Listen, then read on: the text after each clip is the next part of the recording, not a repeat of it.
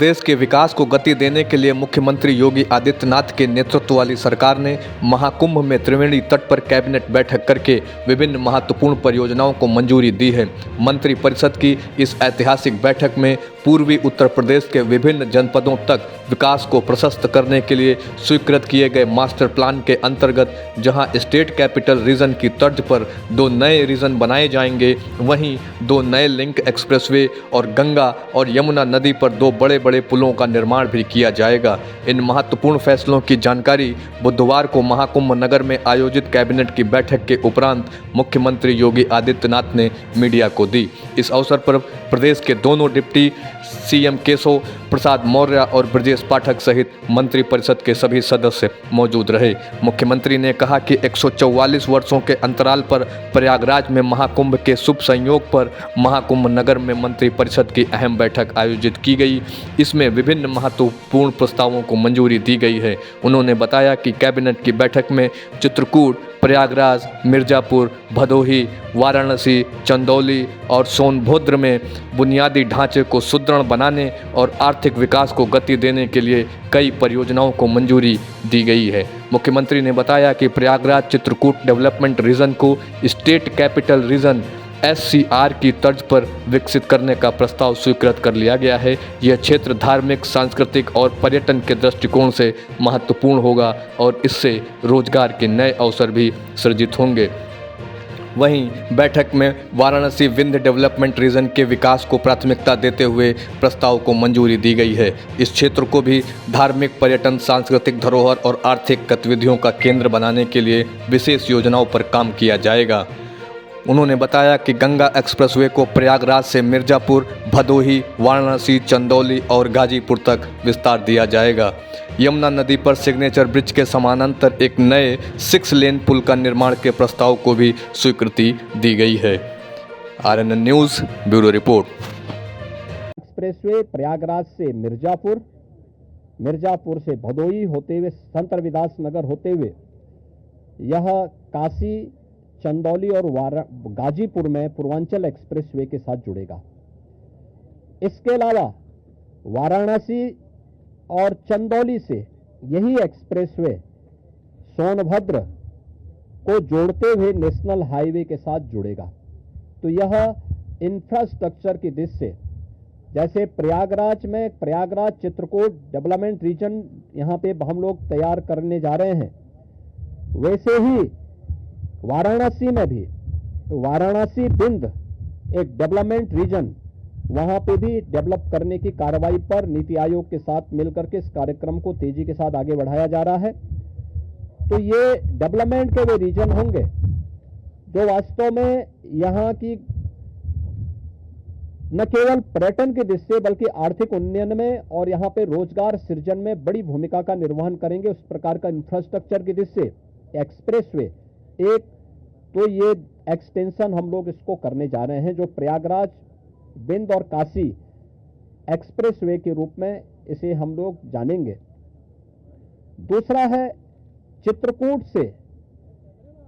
चित्रकूट और प्रयागराज के गंगा एक्सप्रेसवे को जोड़ने के लिए बुंदेलखंड एक्सप्रेसवे को गंगा एक्सप्रेसवे के साथ यहां पर भी जोड़ने की एक कार्रवाई को आगे बढ़ाना, जो चित्रकूट की दूरी को प्रयागराज के साथ जोड़ सके और रीवा हाईवे जो नेशनल हाईवे है, इस हाईवे को भी एक सुविधा इस एक्सप्रेसवे के साथ, गंगा एक्सप्रेसवे के साथ या फिर बुंदेलखंड एक्सप्रेसवे के साथ जुड़ने का एक अवसर प्राप्त होगा।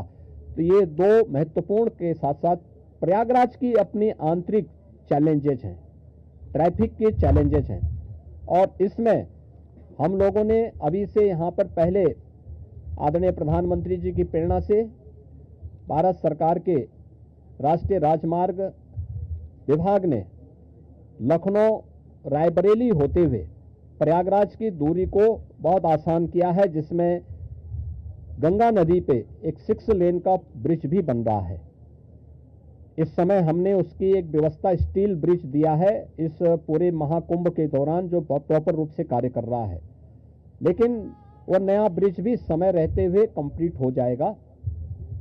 ऐसे ही अन्य कनेक्टिविटी के लिए यहाँ से मिर्जापुर, जौनपुर, वाराणसी, आजमगढ़, गोरखपुर की कनेक्टिविटी को बनाए रखने के लिए यहाँ पर जो मांग हो रही थी प्रयागराज शहर की तरफ से सलौरी और हेतापट्टी के बीच में, झूसी के बीच में इस पूरे ब्रिज को बनाने की एक कार्रवाई को, 4 लेन के एक ब्रिज को सरकार इसको बनाएगी। दूसरा, रीवा की तरफ से और जो आपके अरेल की ओर से जो यहाँ पे प्रेशर है यमुना जी के ब्रिज पे, सिग्नेचर ब्रिज आज से 20 साल पहले बनकर के तैयार हुआ था। आज यहाँ पर उसकी दृष्टि से बहुत महत्वपूर्ण आवश्यकता यहाँ पर है कि उसके पैरेलल एक नया ब्रिज बने।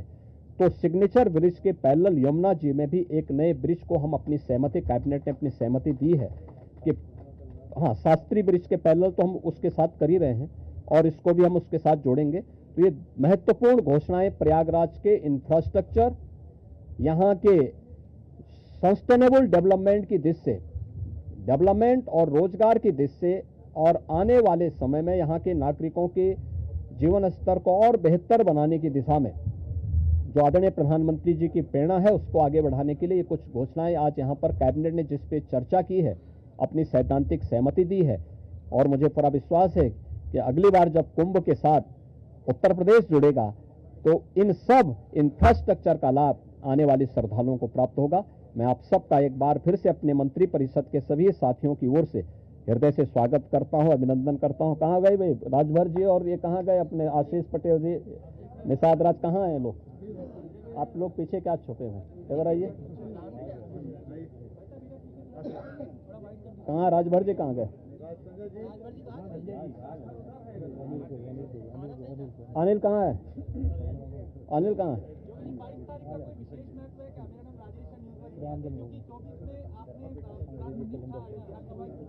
हाँ, तो इसीलिए तो यहाँ पे ये प्रभु की ही कृपा है। प्रभु आज ही के दिन 500 वर्षों के बाद अयोध्या में विराजमान हुए थे और आज पहली बार उत्तर प्रदेश का पूरा मंत्री परिषद आज यहाँ पर आया है। और मुझे लगता है कि अगले कुंभ की क्या स्थिति होती है, लेकिन उसका इंफ्रास्ट्रक्चर उत्तर प्रदेश का ये मंत्री परिषद आदरणीय प्रधानमंत्री जी की प्रेरणा से यहां पर प्रयागराज की धरती पर प्रस्तुत कर रहा है।